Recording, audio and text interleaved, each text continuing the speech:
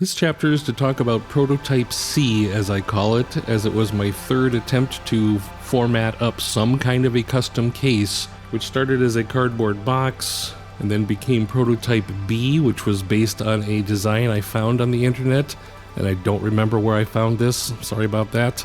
This is, even to this day, is my favorite custom case that I've built. Because it was so versatile, it was just two little wooden cheeks and I could slap them on any set of rails and it would work. As the module collection kept growing pretty rapidly by the end of 2021, the Behringer Go case filled up pretty quickly and overflowed into Prototype B, which I was still using as a sequencer rack or overflow case. Finally, by November of 2021, I made a decision that would change the course of my life forever. It was time to go all in on modular synthesis. This was no longer me just dipping my toe in to sample it and see what it was all about. I absolutely loved it, as you could tell by the pile of modules I purchased. I was definitely into it. I can't say obsessed. A lot of people want to accuse me of being obsessed or having gas, but the truth of the matter is I just loved what I was doing. This wasn't an obsession, it was something I just really loved. And if you know my history, which most of you do not, it is a miracle that I found anything related to music that was interesting to me again.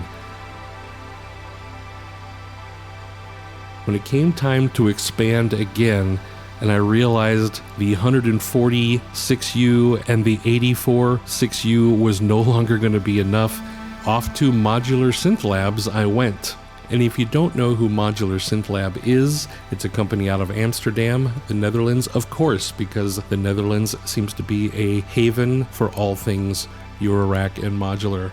And after painstakingly researching what it takes to build my own rack using actual parts, I decided to just go all in and buy 8 168 HP rails. That's 12U, by the way, and the threaded inserts and the power kit, which you can see all this stuff on the screen here that I bought that first time out. And what this was going to give me is 12U of 168 HP. It was going to give me 2 power units, 2 actual power supplies, and 4 sets of bus boards. And these are the same bus boards and power supplies you see in my rack build videos and so forth. 168 HP is a little bit longer than the Go case was, and of course twice as long as the DIY case was. And I bought 4 sets of 168 HP. So this was going to be a big case.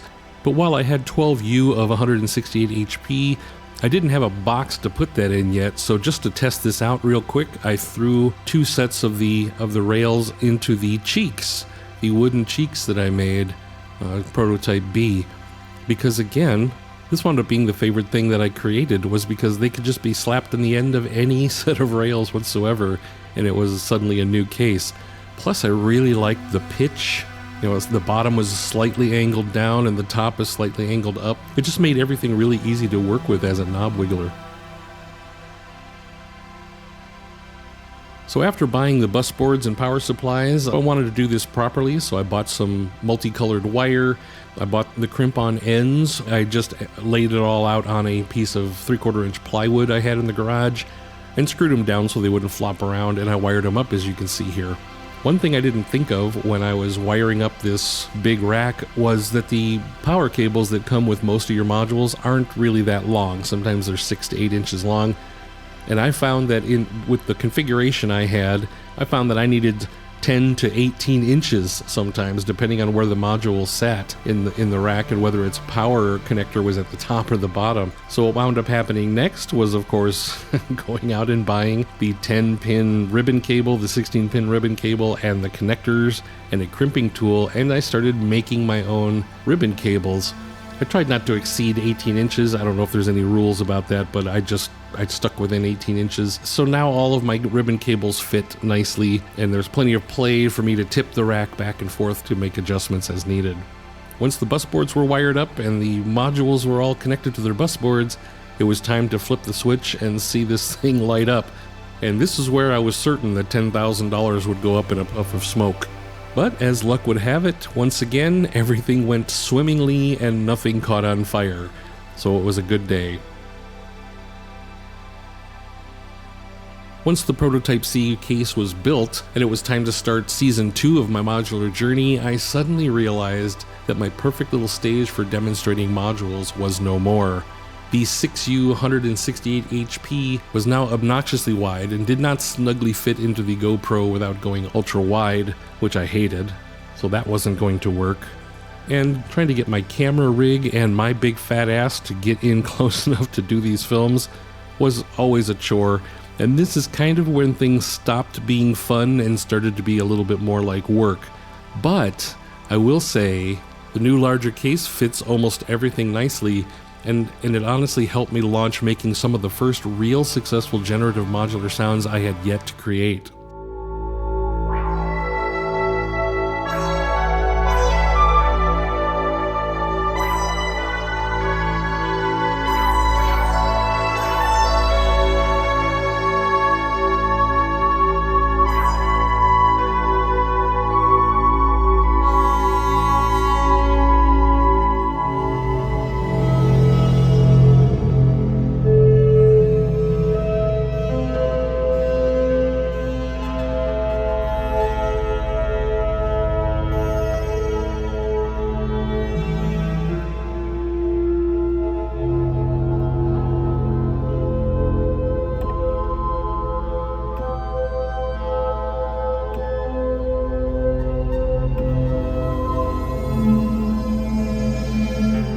So that alone makes it literally my favorite custom case I have ever built to date, consisting of just a couple of hardwood cheeks from day one and a plank of 3/4 inch plywood.